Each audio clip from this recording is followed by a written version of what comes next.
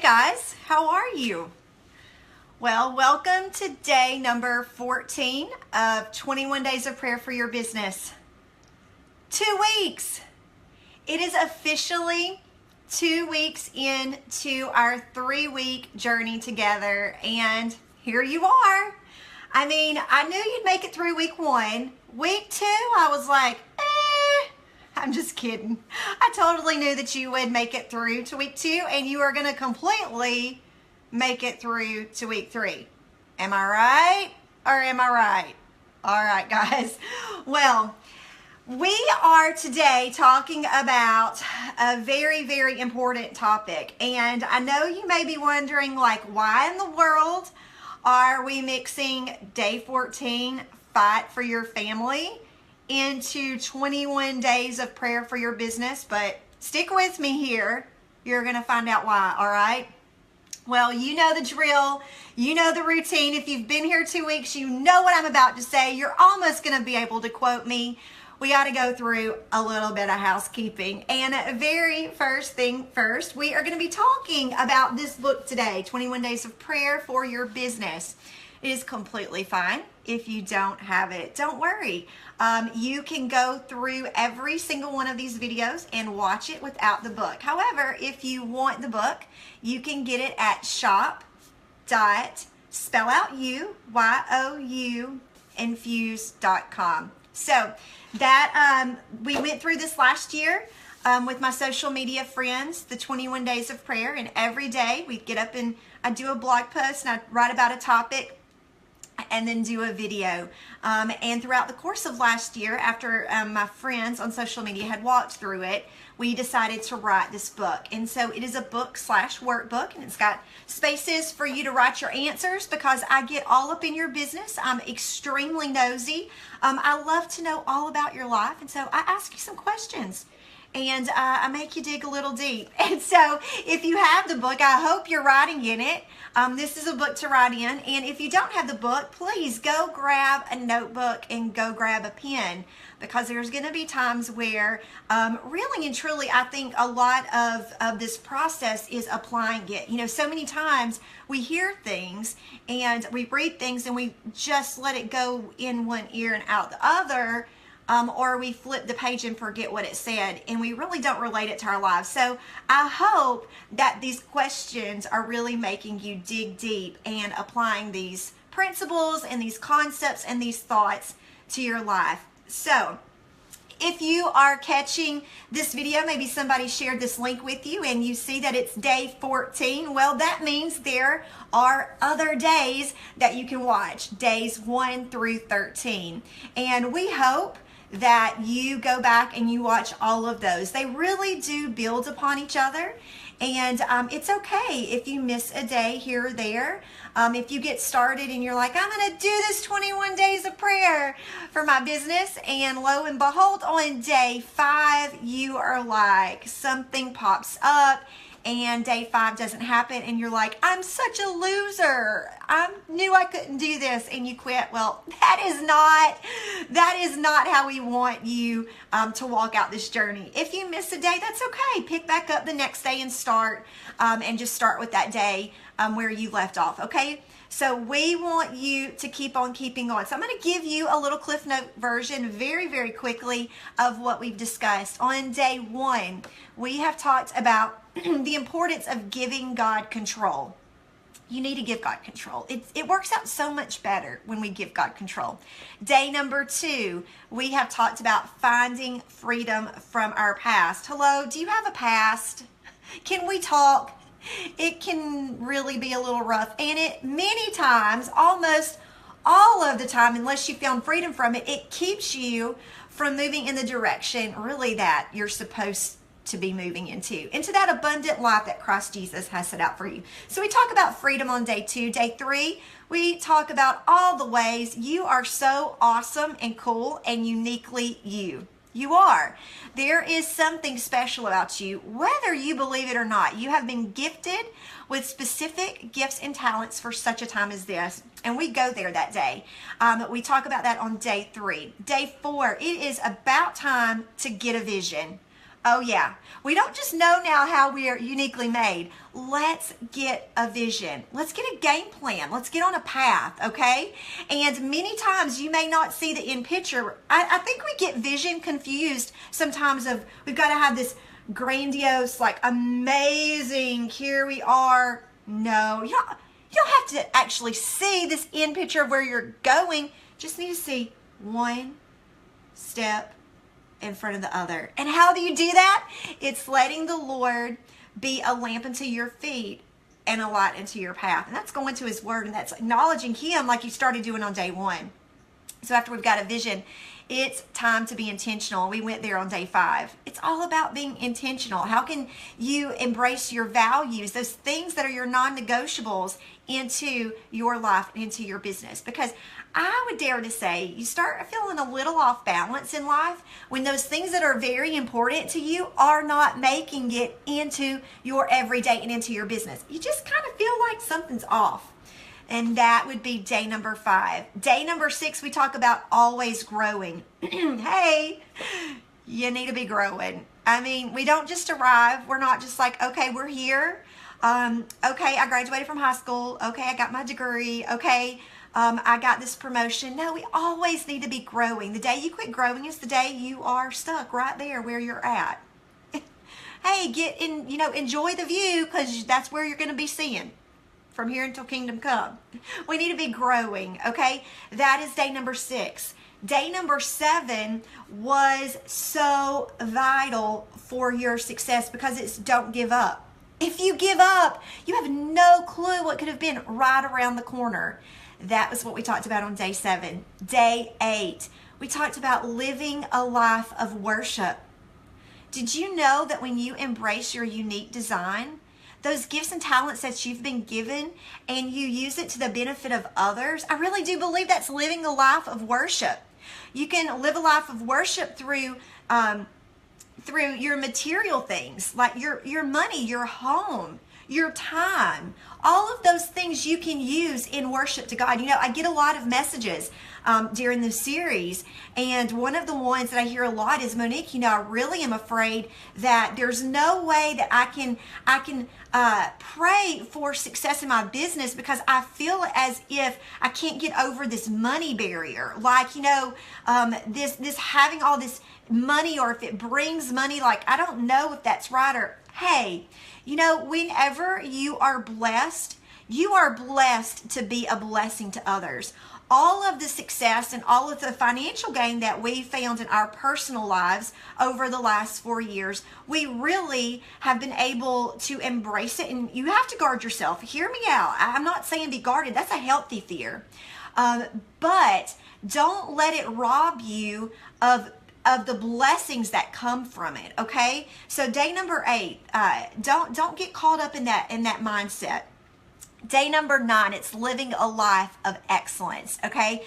And there's a very, very fine line between living a life with excellence and being weighed down with perfectionism. And that's what we discussed on day 10. Day number 11, I believe, was creative problem solving. Yes, it was. I always get hung up there. Creative problem solving. And one of the best things that you can do for your business and just really any area of your life is when you see an obstacle, don't go stand in a corner and cry, get in a fetal position and rock back and forth. No, this is a fantastic time. This is a great way to go, okay, let's figure out a solution to this problem. And that was on day number 11. Day number 12 was building a community. Community is so important. We are better together. It is very amazing to be able to work within a group. You've got weaknesses and other people have strengths, and many times you combine those two and you're helping one another out. Community is important. That is day number 12. Yesterday, day number 13. Oh my goodness. Surviving conflict. Yeah, very good topic, and I think we've all faced it, and if you haven't, you're probably going to. Let me get a drink of this peppermint tea. Are you okay with that? Thank you. I appreciate it. So that was yesterday. Surviving conflict. oh geez, it's a hard one, but we begin to open our eyes and look at people in a different way. We begin to see their backstory. Well, where did this come from? And we also understood yesterday that we can't conceal things. Like yucky things grow in the dark. So it's good to bring it to light. Okay, so that was yesterday. Go back and watch those. Honestly, if you missed a day, catch up. Go back and watch it. They really, really, really do build upon each other, which leads us to today, Fight for Your Family. And like I said when we first began our time together this morning, why are we talking about that? Why are we talking about fighting for our family in the midst of 21 days of prayer for our business? Well, I don't know about you. I can only base this off of me and my life. You know, every single one of these chapters that I wrote are, every single one of them are things that I've really dealt with in my own life and currently still to this day am dealing with. Like, I'm going through this study with you guys. I couldn't wait to get finished with the book because I was like, I need to read this book. You know, this is a constant growing process. And fighting for your family is very important because I believe whatever career you're in, whatever business that you go to every single day, if you've got issues and you've got kind of turmoil and you have got this stress factor inside your business, how easy is it for you to bring that over into your family life? No.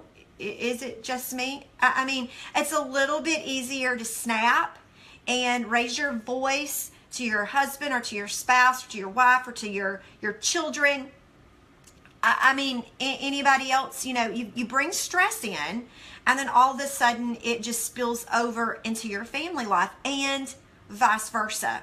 If your family life is chaotic and there's turmoil in your family life, how easy is it for you to bring that over and that spills over into your business, into your career? You know, just feels like, oh gosh, it's this weight, you know, and maybe it's just me, but I believe we need to analyze both of those situations.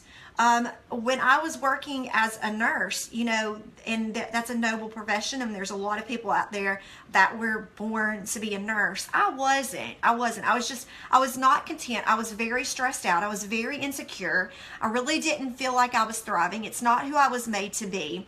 And then throw in the factor that it's starting to get really chaotic and very stressful, and I was miserable. And you guys, I brought that over into my family life. I just did. I wasn't a happy individual.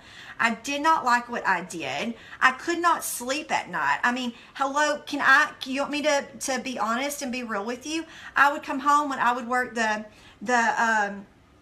3 to 11 shift. I would come home at 11 o'clock at night and I couldn't switch my brain off. Could not for the life of me switch my brain off. I started taking Ambien just to sleep because I could not go to sleep. And nothing, you know, if you take Ambien, I'm not judging you, but I'm saying it became this issue with me that I just couldn't wait until I got home to take that, just to completely shut down. Like, just shut down, turn it off. I don't want to have to think about anything. You know what I'm saying? And it was just, it was not a good place. There was a few years there to where I was so miserable. I was just so miserable in my work. I really did bring it into my family dynamic. And so we've got to analyze that.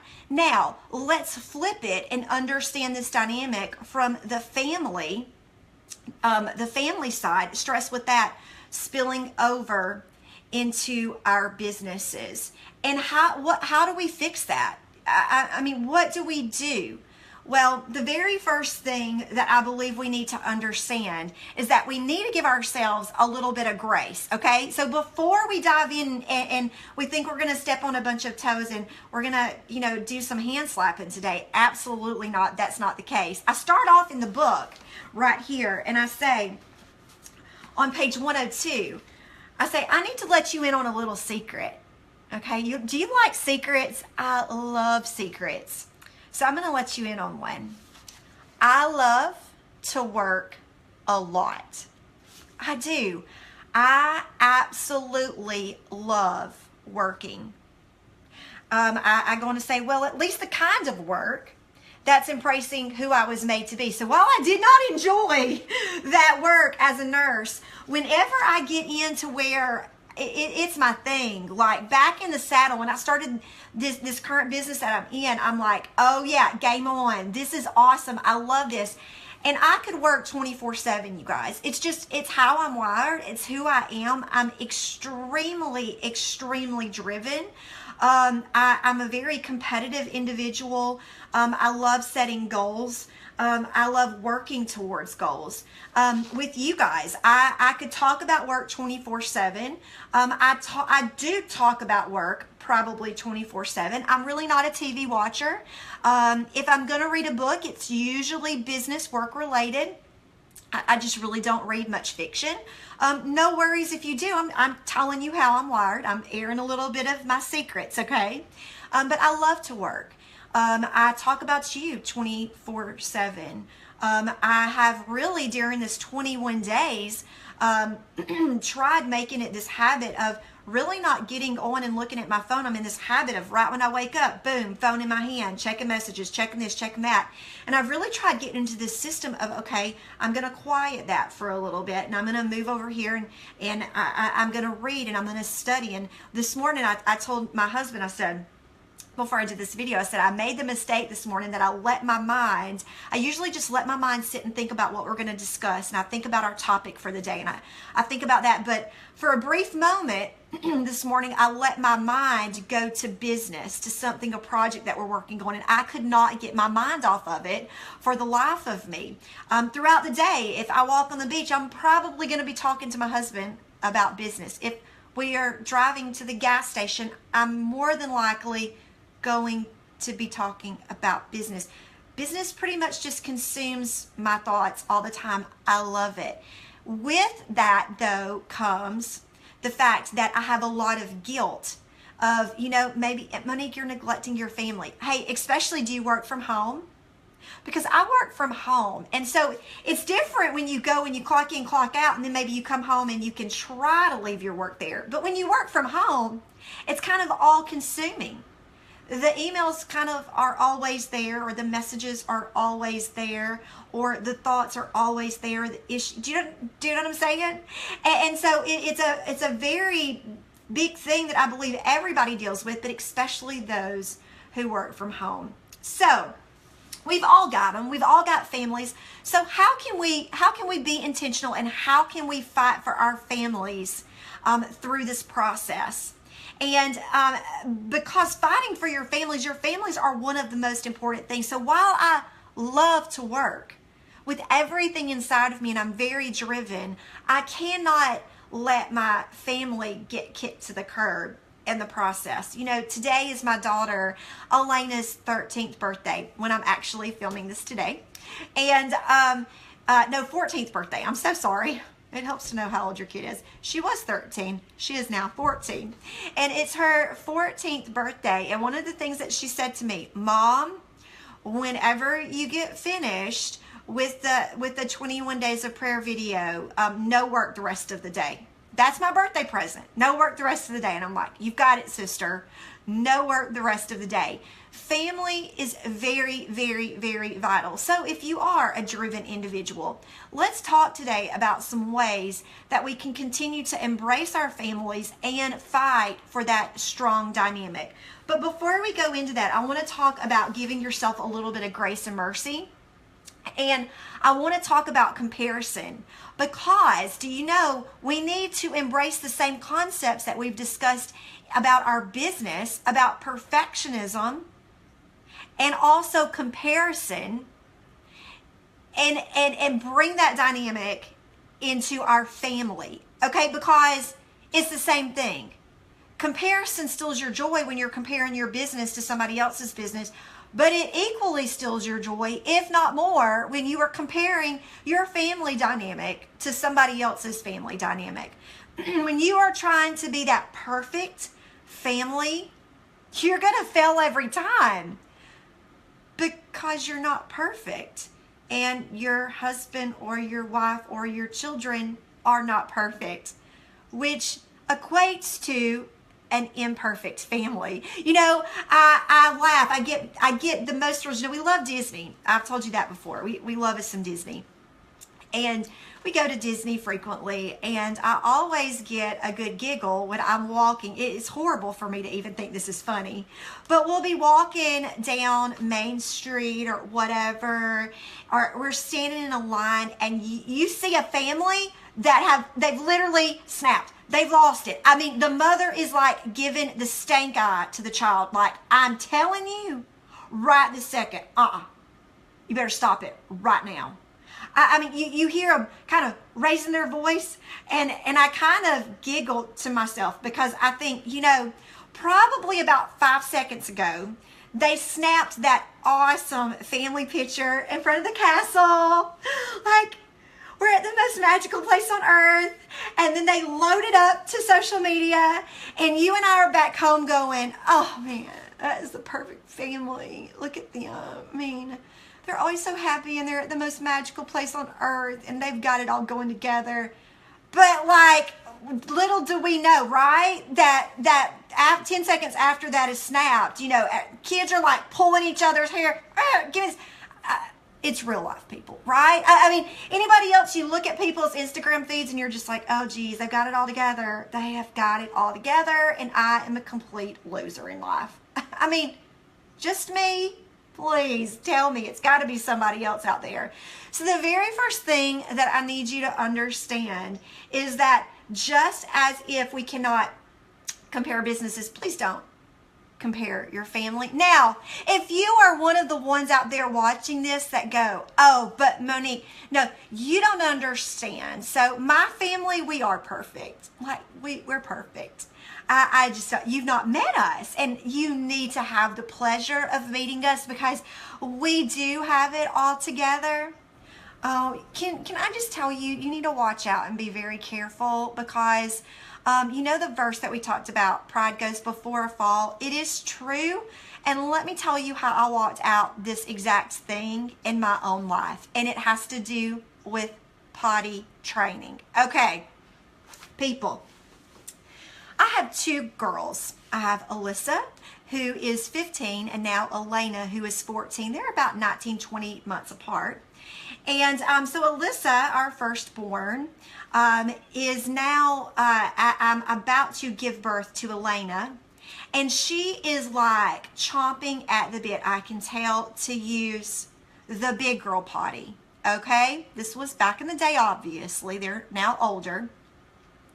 She couldn't wait to use the big girl potty. And I'm thinking, wow, okay, this is time, you know, I've read all the books. This is the time. Hey, everybody says, you know, this is the age great for potty training. She's doing really good with it. Every once in a while, I'll let her use the big girl potty. However, I read a book somewhere that said, you know, if you are pregnant or you're about to have a baby, sometimes they'll regress. And so maybe wait to start the process after the new child is born. You know, honestly, how could we live without all of these mini books out there that tell us how to raise our children? I mean, because there's like 15 million different ways, okay? And they all conflict with one another. But the particular one that I read at the time said that you might need to hold off, Monique, because you're about to give birth, and your child here is going to like not want to pee anymore. And so I held off.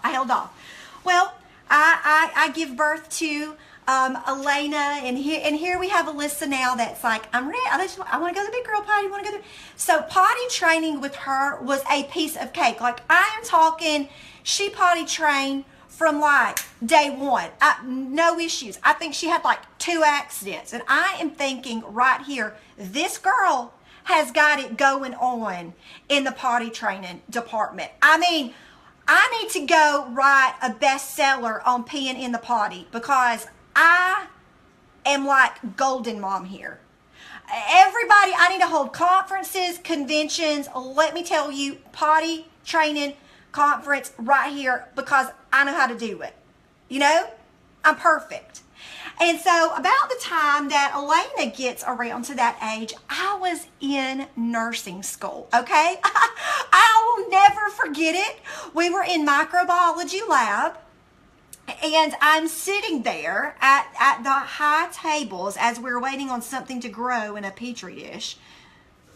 cannot stand microbiology. Anyway, and so we're sitting there, and these other moms in the class, these young moms of potty training age children, are going on and on about how hard it is. I mean, it is so difficult. And I'm like, oh, well, I'm so glad you get to meet me, and I'm so glad we are destined to be in school together, because I just so happen to know it all about potty training. I mean, I do.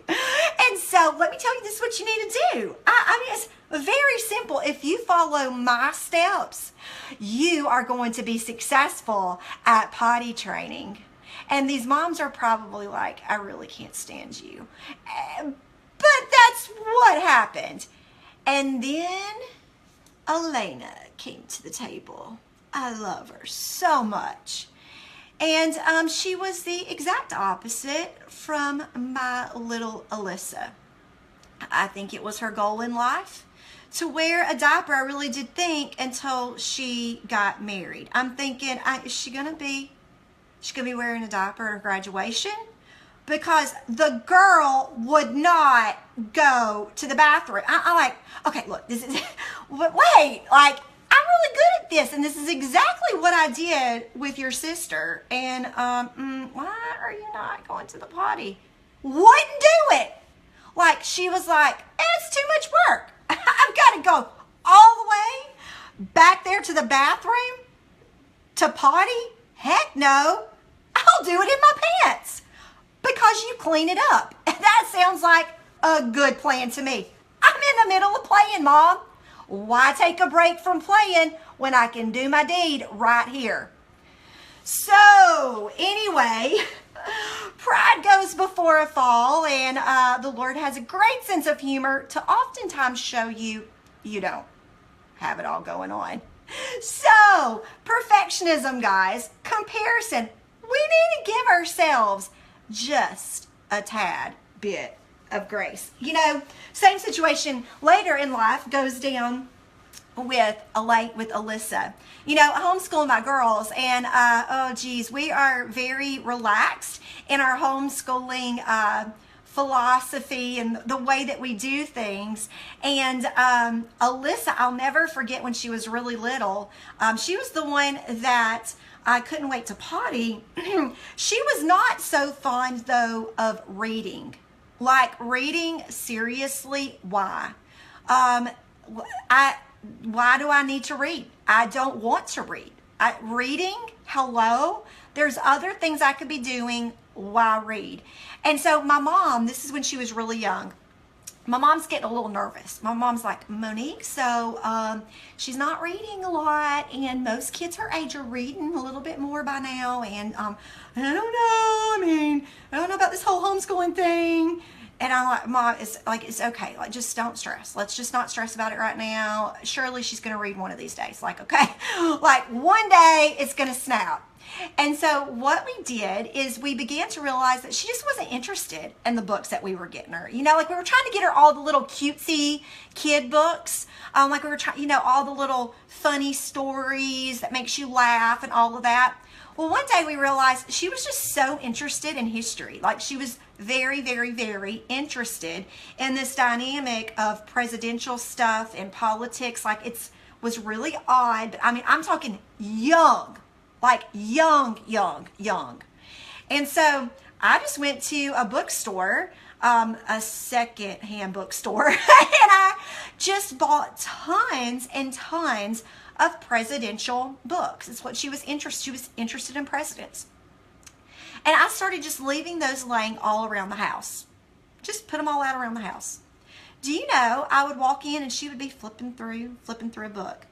Whenever we just stopped, relaxed, and we allowed her to do it the way she wanted, the things that she was interested in, she started picking it up. So why am I going there? Why am I saying all of this?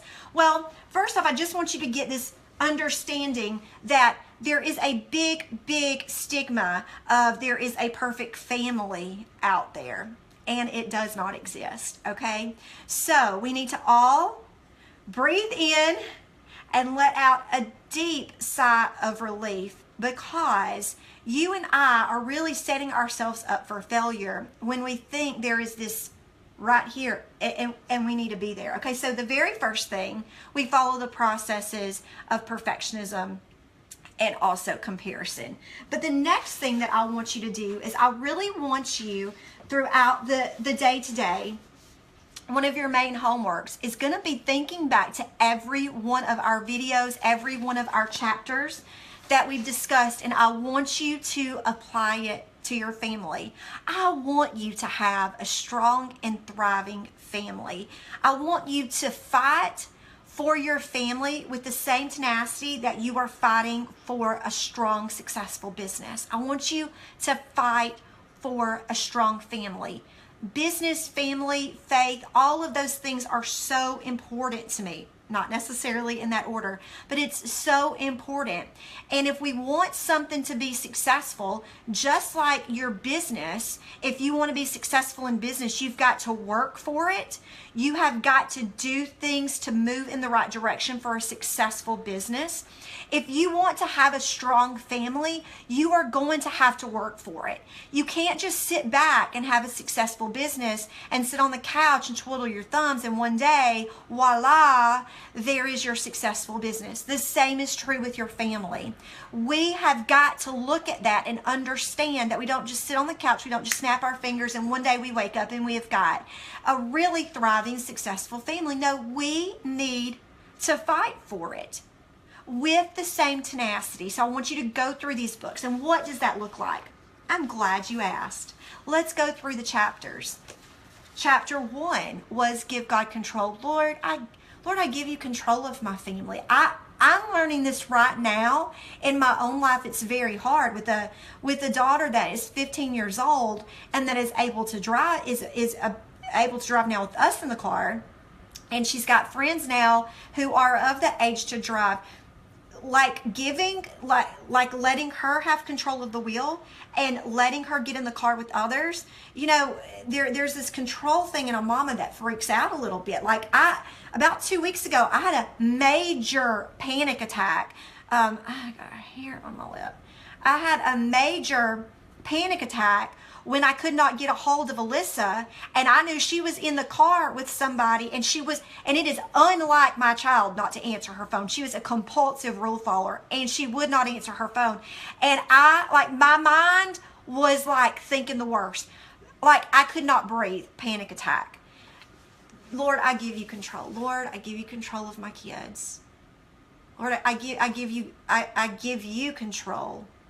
Have your way in my marriage.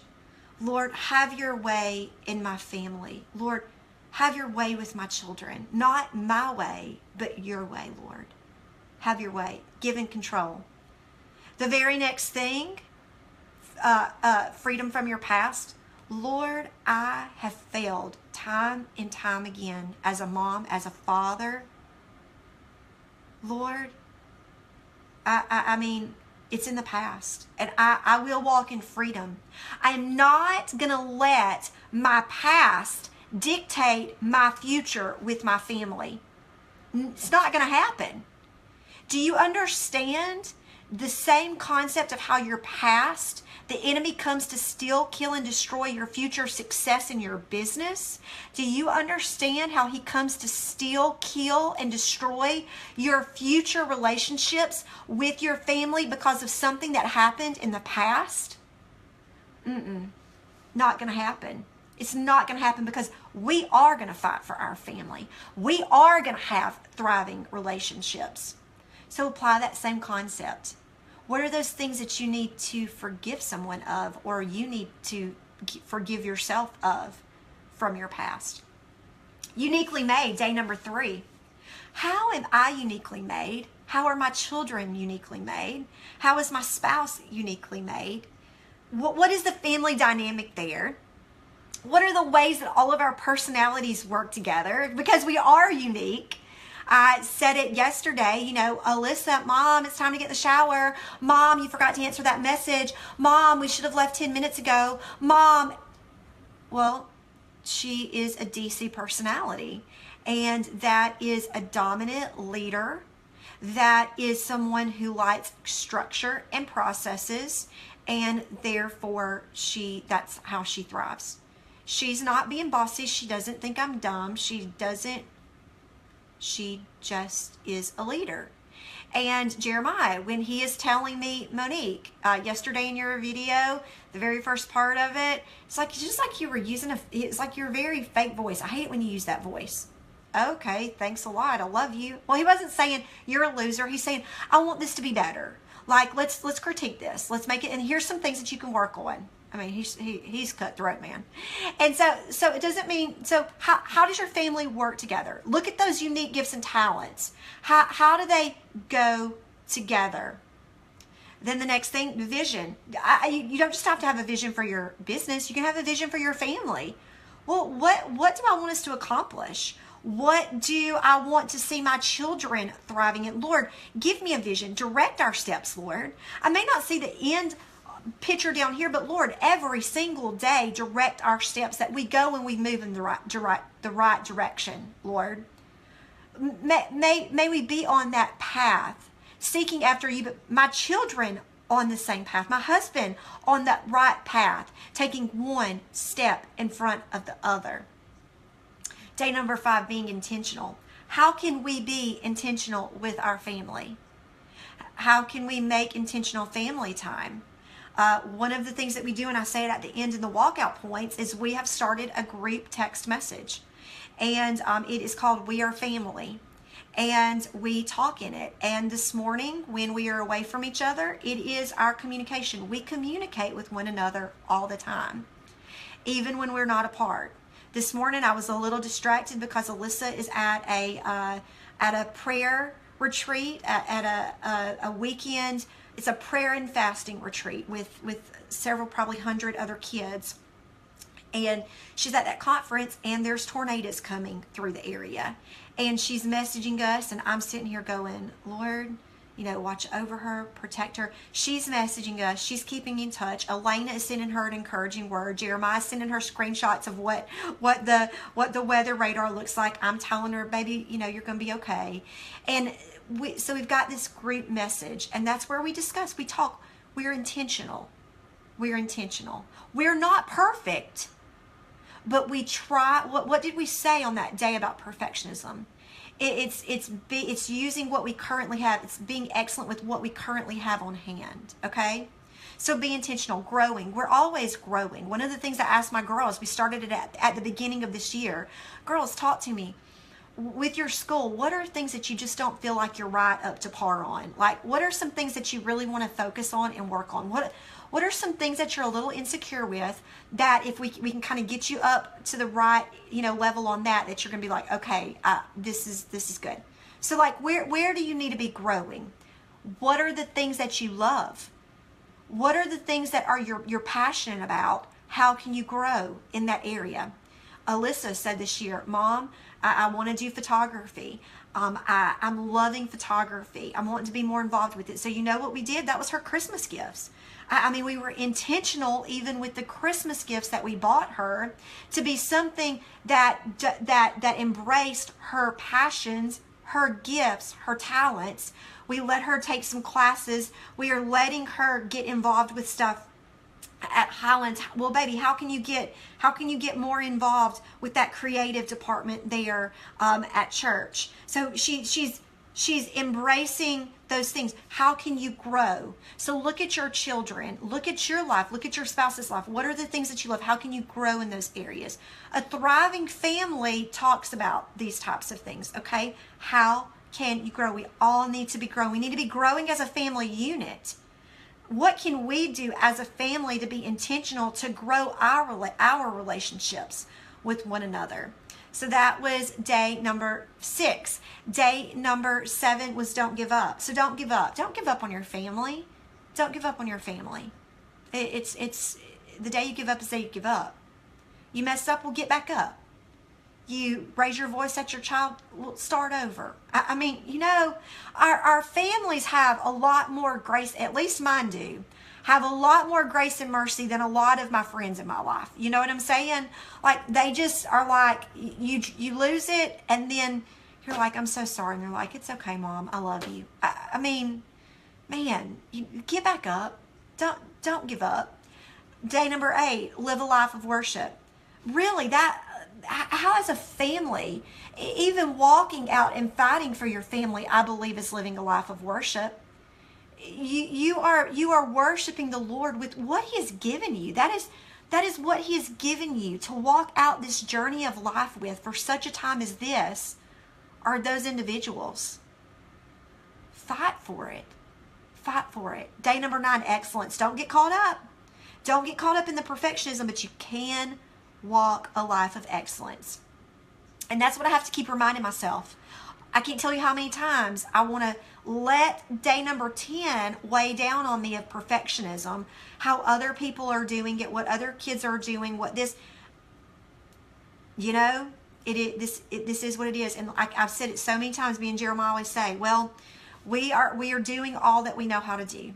We're doing all that the Lord has put upon our heart. And we just pray. We tell people all the time, when people go, well, how is that homeschooling working out for you? I mean, are you ever worried? Sat on the plane with the guy the other day, and he was like, my daughter made a perfect score on her SAT. And I said, well, that's fantastic. And he said, well, first off, it started off the conversation, where do your kids go to school? And I said, well, my kids are homeschooled. Well, my kids go so-and-so. Well, are your kids going to take the ACT? My daughter made a perfect score on her ACT. And I said, well, that is fantastic. That's great. Well, where are your kids wanting to go to college? Well, wherever they want to go. Alyssa wants to go to Highlands College, and it's a ministry school, and I'm all about that if that's what she wants. Oh, well, my daughter was going to go to an Ivy school. Well, that's fantastic. You know what? Because I'm walking out excellence with what is put before me and what the Lord has laid upon my heart. And I'm not going to get caught up in perfectionism or this comparison of what it should look like in other people's eyes. I'm just doing what's put before me. So I double dog dare you to do the same. Perfectionism, creative problem solving. The creative problem solving came in when we decided to do that group text message. That is a fantastic way for us to communicate with one another when now we are getting pulled in other directions. Then it is building a community was day 12. Let me make sure. Day 12 is building a community. So yeah, I mean, I really do see our family dynamic as a community. We are very close with one another. And again, we're not perfect and we all have our moments. But I do believe we are this close family unit who are there for each other. And then yesterday was surviving conflict. Well, you know what? We have our moments. We do. We have our moments where we snap with one another, but we're going to survive conflict. And we're going to look at things whenever Alyssa starts boohoo crying about something, and I'm like, oh, man, just suck it up. But then I have to step back and go, okay, but why does she feel that way? Well, let's talk about what's the backstory with that, because there's probably a little bit more to it. And where does my role play? Because I'm sure I'm not completely innocent in whatever issue went down. So let's survive conflict. And then again, that leads us to today, fight for your family. The days that we are going to talk about after this, apply those to your family. Flip through, look at the topics of the chapter, and see how you can apply those to your family. I'm going to leave you with one story, give you one more story of how air some of my dirty laundry, but especially if you work from home. And I don't know, we have the unique dynamic in our family where my husband and I both work together from home. About 2 years, a year and a half, 2 years into our business journey, when it started really taking off, my husband was working at our church and he loved it. It was really his dream job. He loved everything about it, and he was using his gifts and his talents, and loved it. But we were starting to travel a lot. We were starting to get pulled in a lot of different directions, and so I was like, babe, listen, I mean, can we really work this as a team? This is way more than I can handle, and I just really would love for this to be a me and you thing, like me and you in it to the end. And he quit work at Highlands and started working in it, and not for me, but we started working together. And through that dynamic, I was very, very sensitive to how that was going to look, because this started off as looking like Monique's business. So I was very sensitive, even in the wording and the way that we talk. This is not my paycheck. This is our paycheck. This is not my business. This is our business. The very first convention that I went to, they wanted a headshot for the whatever they did there, and I sent in a family picture. I just said, I hope it's okay, but I'm not going to send a picture just of me. I really do want this is a family. We really are in it together. And I sent a family picture. I made sure that when my husband came on board, that this was now in both of our names. Any awards, any recognitions, anything, we receive it as a couple. This is us, because this isn't a my thing or his thing. This is an our thing. And so in our unique family dynamic of this, we're all together 24/7 the majority of the time. And so, like I told you earlier, business is pretty much what we talk about 24/7. And so about a year and a half, 2 years ago, probably about a year and a half, 2 years ago, Jer and I I'm trying to think, it doesn't matter when the exact time was, but we were driving down to go to IKEA. We were living up in Utah, and we were driving down to IKEA to finish up our work office. And we both had in our minds what we wanted that work office to look like. And we got into IKEA, and I don't know. I love IKEA, but man, it does something to couples at times, at least me and Jeremiah, it does. And I'll never forget where we were standing in this little mock-up room over in a corner, and we start having World War III over a filing cabinet. Like, I'm talking, why in the world would we pay this much money for this filing cabinet? Well, why in the world would you want that filing cabinet? I mean, look at it. It's hideous. Yeah. I mean, it doesn't match. I mean, look at the mock-up room. This is what it's supposed to look like. Is that filing cabinet over in this mock-up room? I don't think so. So therefore, if that was the filing cabinet we were supposed to get, then they would have had it over in this room. But it doesn't match. So we're not getting it, because in life, you cannot be successful in business if the filing cabinet does not match your desk. Didn't you read that in that book we just read? No, I'm just kidding. That's not in there. But we have World War III over a filing cabinet. We are like, Lord help us. I know there had to have been somebody in there that knew us. All I know is I walk in one direction and he walks in the other. And my phone didn't have service in there, which is a problem when now both of you are stubborn and neither one of you know how to find each other. So about an hour later, I finally walk out to the car where he's sitting.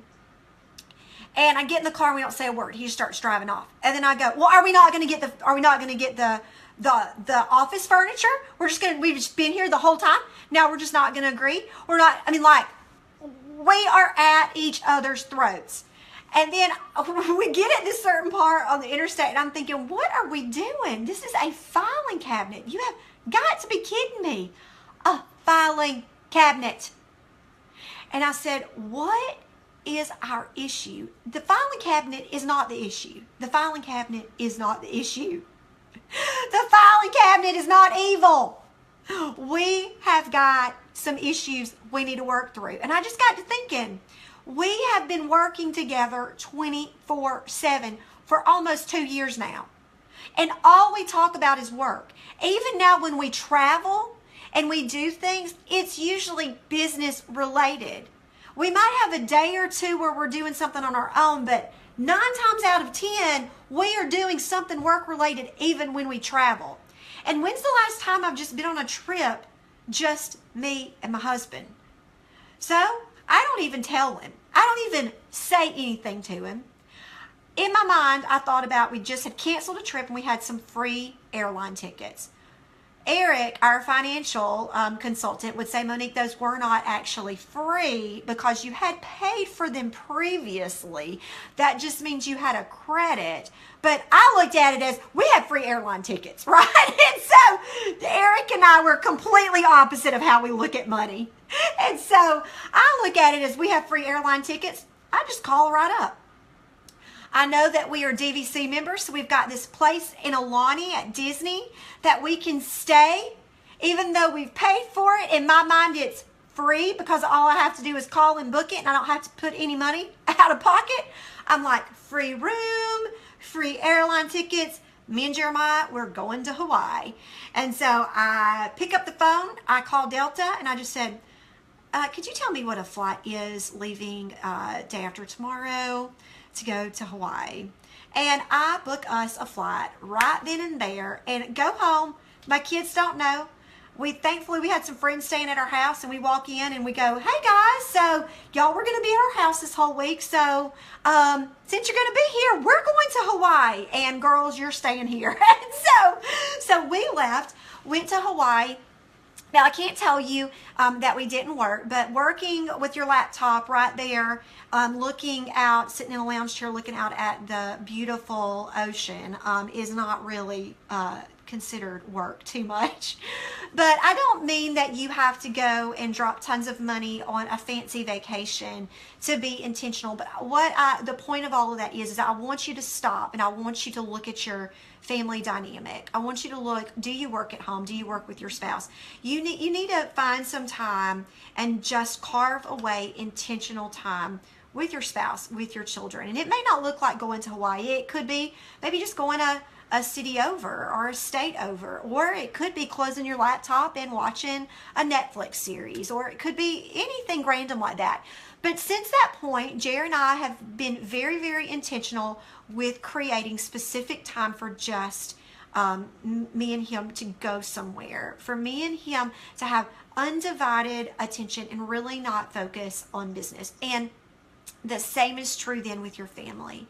When we watch TV, we try to carve out time that it's intentional TV time with our family. Maybe we're watching something, a documentary, and then we discuss. So anyway, we're going to end. I want to end with 2 verses, and then we're going to pray. 3 verses actually, and then we're going to pray. It's on page 97 if you've got the book. No, it's not on page 97. I lie. It is on page... it's on page 105, and it is 2 because I knew it was 2. The things that I want you to focus on in your homework today is I want you to ask yourself these questions. Write about how you compare yourself. Are there other families, are there other people that you compare your family life to? I want you to write that out. And the next thing that I want you to do is I want you to think of ways that you can be intentional and you can carve out specific family time. I want you to think about how you can apply these concepts to your family as well. Before we move on to these verses, what happens if you're single? Well, you know what? You've got a mom or dad. You've maybe got siblings. You've maybe got cousins. I would dare to say that you've got some friends who are as close as family. And so don't feel like family only pertains to a husband or children. Those are the examples I'm using right now. Because I'm married and I've got kids.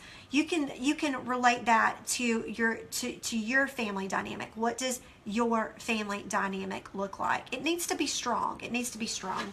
Okay, let's go over the 2 verses and we'll end. Proverbs 22:6. Train up a child in the way he should go, and when he is old, he will not depart from it. And Joshua 24:15.